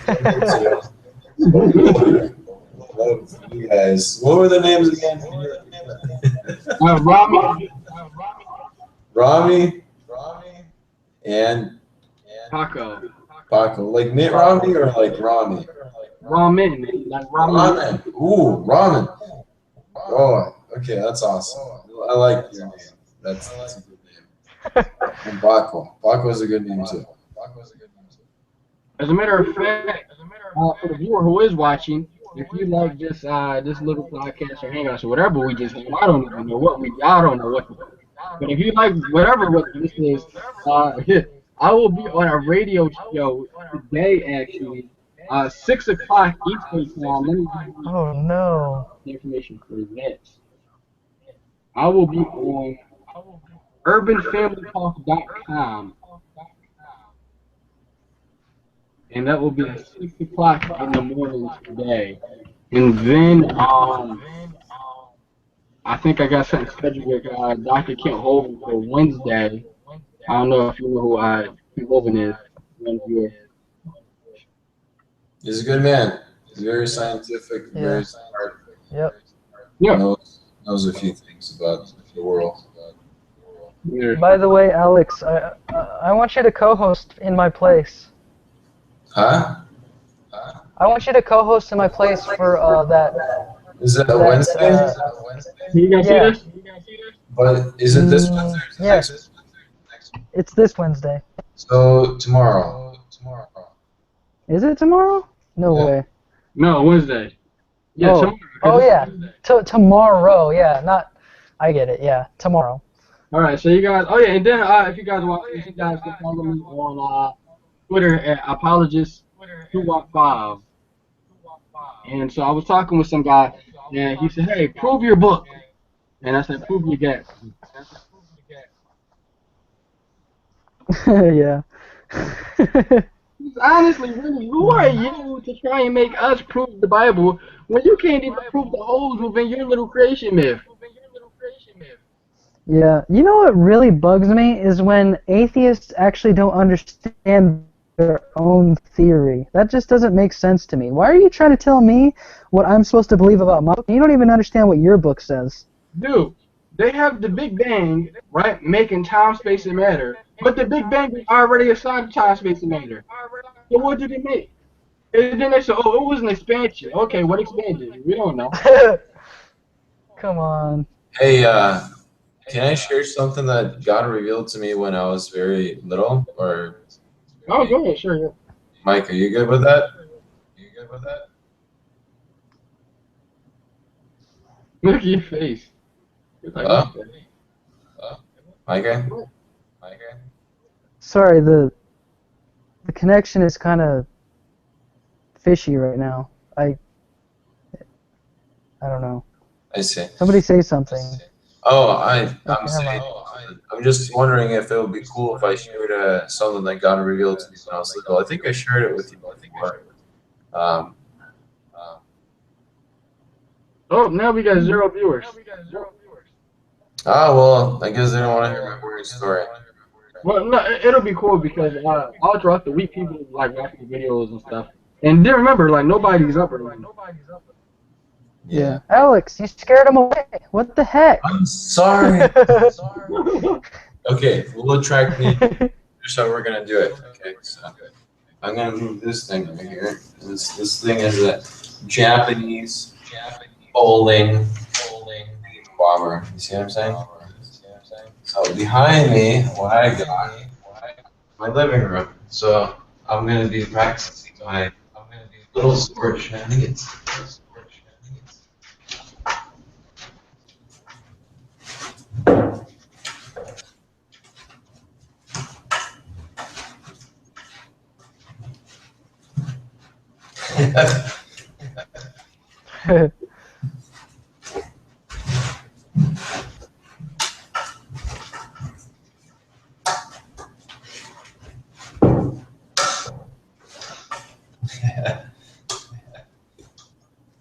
Did we get any more viewers? No? What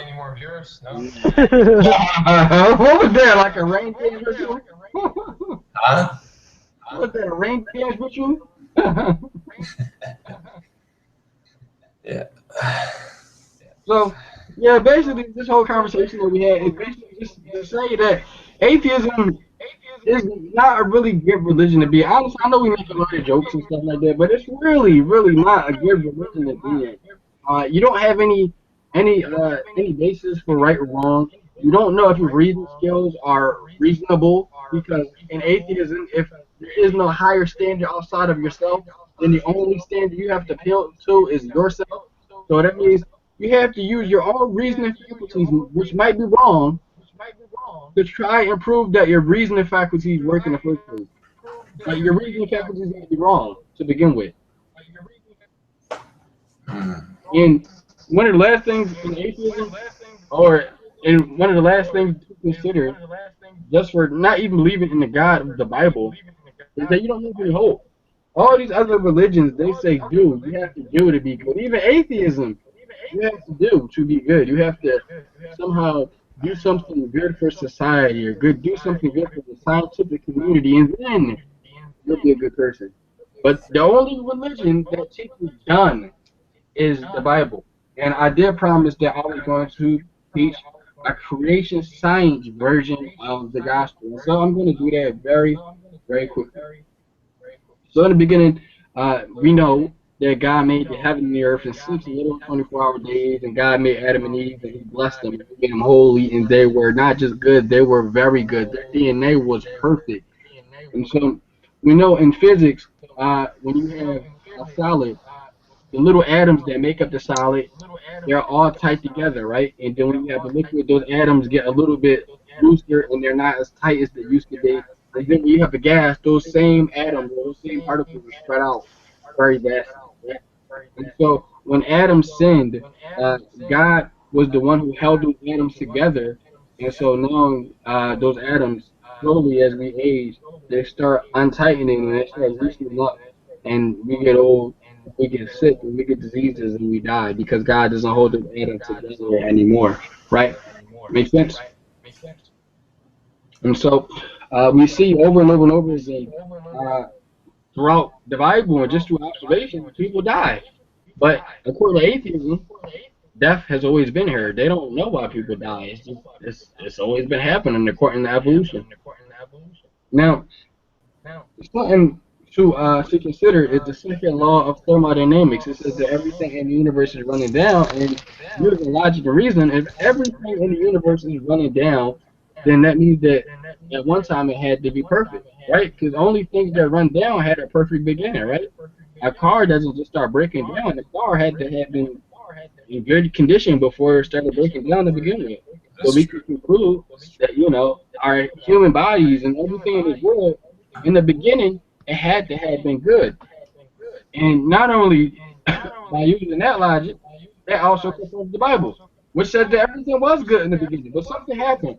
Sin and death enter into the world, and now we get older, we get sick, and we get diseases, and we die. And our genes aren't perfect.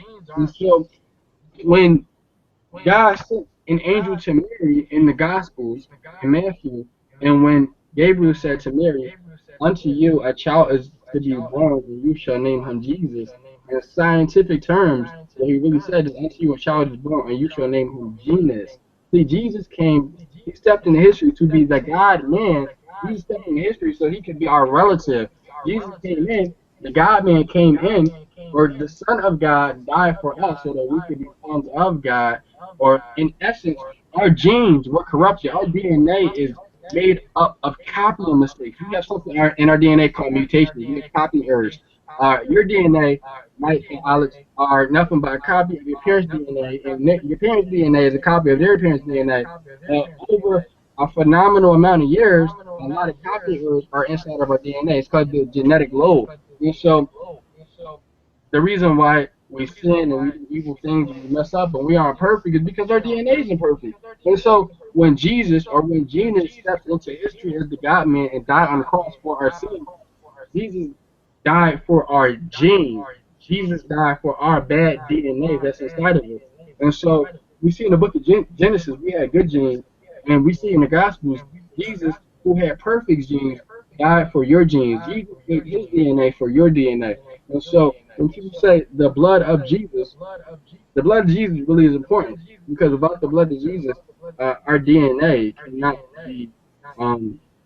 cannot be saved. And so when Jesus died, in essence, what he really did is he gave us a spiritual blood transfusion. And so all you have to do, so you can take a spiritual blood transfusion, is believe. And the minute you believe on Jesus is Lord, that spiritual blood, that same blood that died for the sins of the world, it will come into you. And your DNA will change from the inside out. And that is the creation science gospel.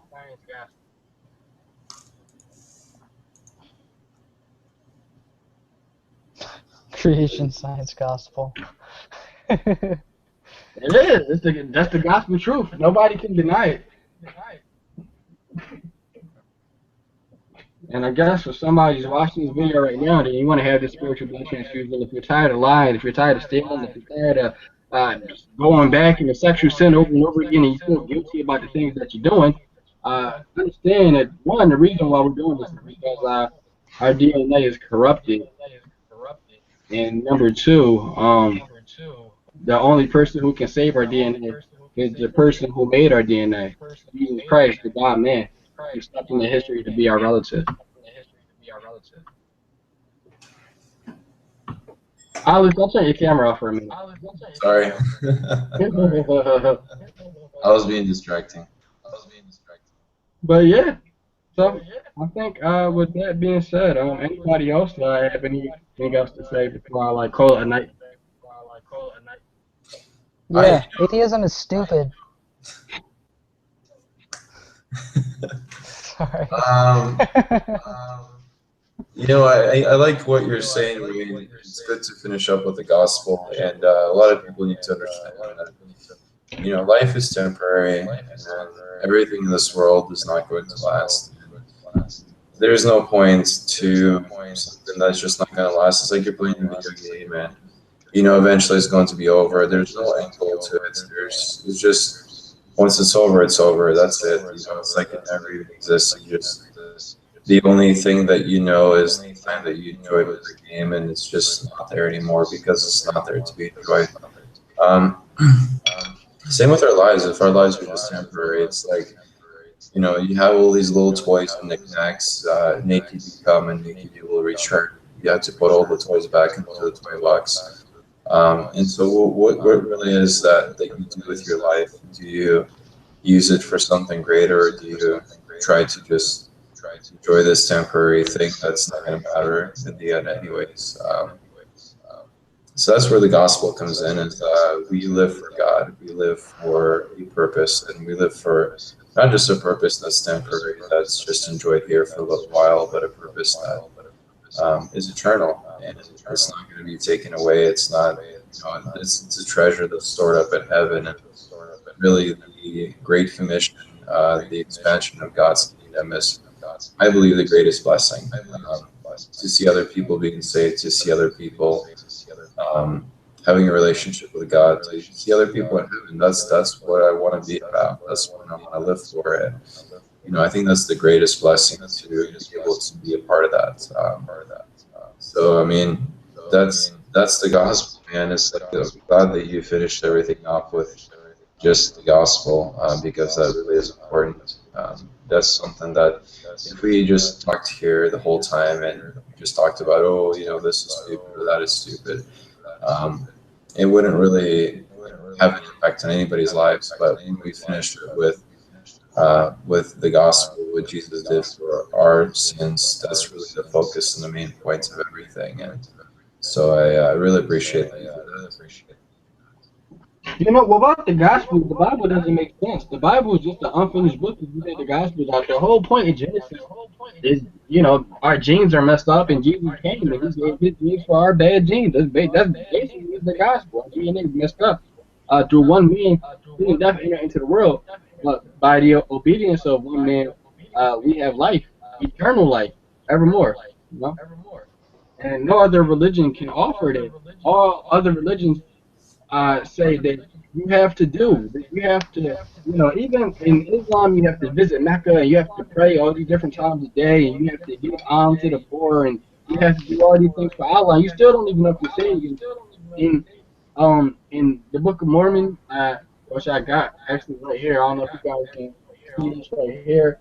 There's certain things you got to do to be a good Mormon, and there's certain things you got to do to be a good Catholic, and there's certain things you got to do to be a good.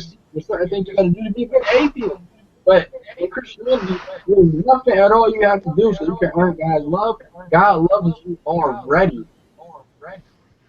And that's the difference between Christianity and all the different religions. All the other religions say, dude, Christianity says done, and Jesus did it. Jesus did it 2,000 years ago. There is nothing you have to do so you can earn God's love. There's nothing that you can do so you can earn God's favor. There's nothing you can do about all the bad things you did in the past. That's why God did it for you. In all these other different religions, you have to fix your own problems. But Christianity, God fixed it for you. Yeah, you know, you have to repent of all your sins, but at the same time, no other religion in the world actually has a God that intervenes, that surpasses, a God that moves heaven and earth, and he can save you. That's only the God of the Bible. It's true. It's true. As Jesus said on the cross, it is finished.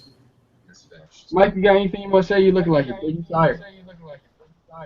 Dude, I've been up way too long. No, I have nothing else to say. Except that atheism is stupid. That's it. I like your political correctness. Yeah, I don't have that. Whatever you would call that. No political correctness. That's good. It's, at least you're honest. If anybody's watching and they don't agree, I would love to debate you. You can come onto my channel. We can have a live debate. I'm open to debating anybody, anytime, anywhere. Just give me a couple of days to just RSVP. Because I got a couple of things set up. Like I said, I got my little stuff I got to take today. I'd be open to debate anybody. As a matter of fact, if anybody's watching and you're in school or something like that, or they're in college, you got a professor, you got a teacher who teaches evolution or teaches naturalism or scientism as science. I would love to come to your school and debate them.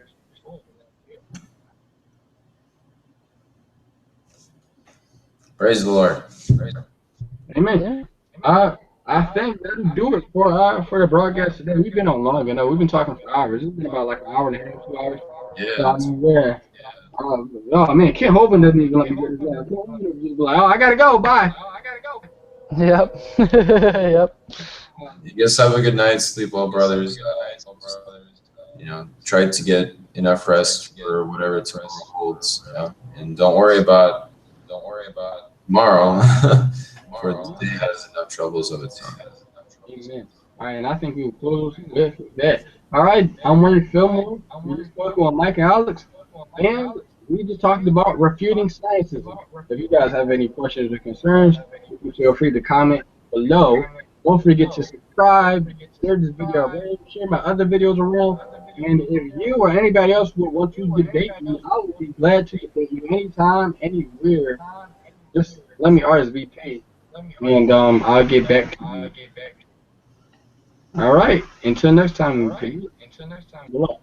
Or I think it's good luck. Good night.